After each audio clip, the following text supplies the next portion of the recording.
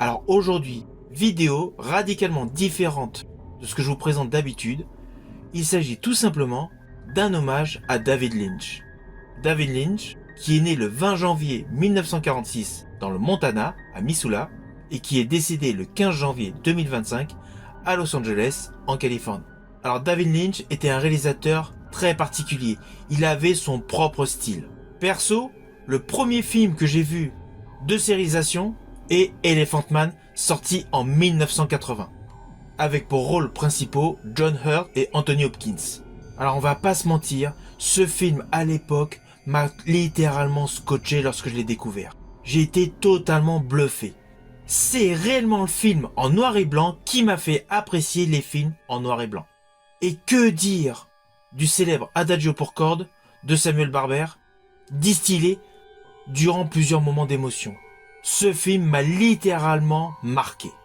Ensuite, il y a eu C'est l'heure et le là, avec Nicolas Cage et Laura Dern au top de leur forme.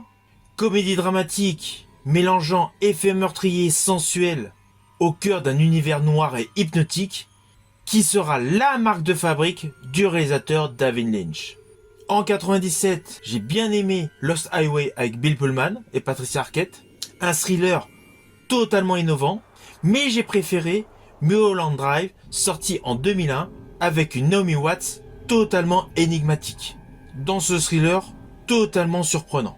Outre le fait que David Lynch a réalisé plusieurs courts-métrages et plusieurs séries, il y a une série qui m'a particulièrement marqué, c'est naturellement la série Twin Peaks, qui a eu une saison en 1990, une seconde en 1991 et une troisième saison en 2017. Série où l'étrange, le surprenant, l'angoisse étaient en totale alchimie, ce qui se retrouvait également dans le film de 92 Twin Peaks, les 7 derniers jours de Laura Palmer. Je vous ai donc parlé de ce que j'ai préféré de ce réalisateur David Lynch. J'estime que David Lynch a marqué le 7e art avec un style propre à lui, qui mélange rêve, cauchemar et réalité.